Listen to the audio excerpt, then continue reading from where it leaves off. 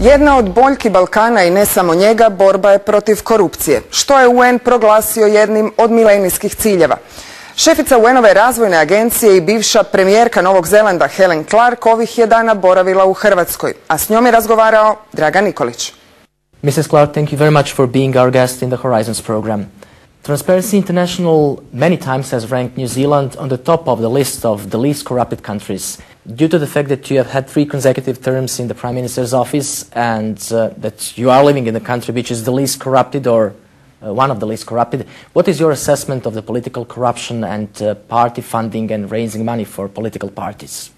Well, New Zealand is a very transparent country, and you're right, we always come out at the top or near the very top of the least affected by corruption in the world. What's important is to have very strong institutions, strong parliaments, a strong audit office, strong media, strong civil society, so that corruption can never get away. At UNDP, we work in many countries on these issues, but it's not just any one thing. Your police have to be honest, your prosecutors have to be honest, your courts have to be honest, your politicians need to be honest. You need a vibrant media, and you need citizens who are able to freely speak up where they see problems.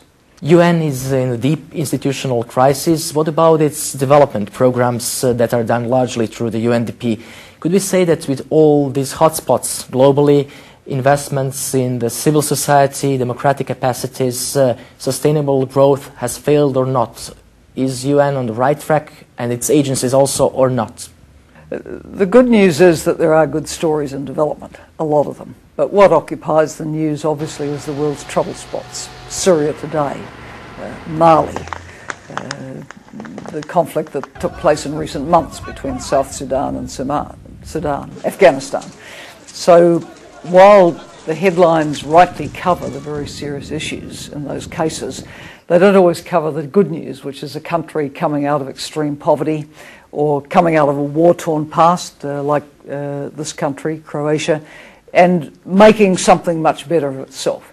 So we see enough good news in development to know that the kinds of things we're supporting will work, given a chance and given leadership in the country. The main target of the Millennium Development Goals is cutting the extreme poverty to the half of its 1990 level.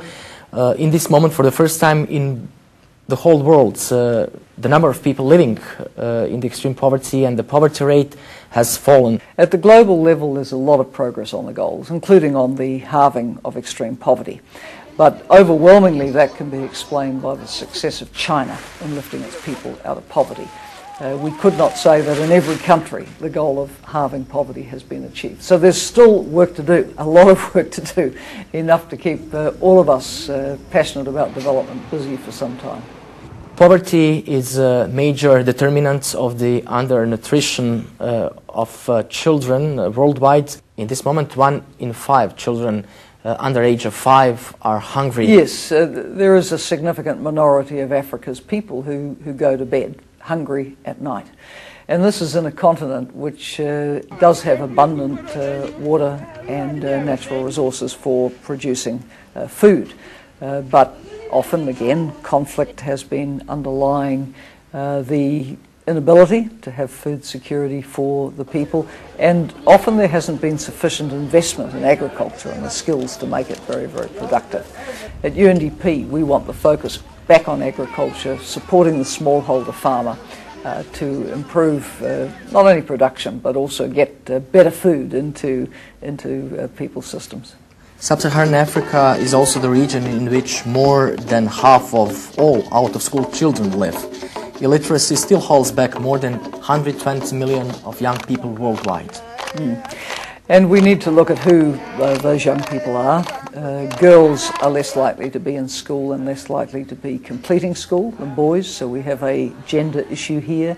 Also an issue with children in remote communities or marginalised communities for a range of reasons. So we have a very strong commitment in the UN system to equity, to reaching the very last child at the very end of the road, whether metaphorically or geographically. Gender equality and women's empowerment are key elements of the development and Millennium Development Goals.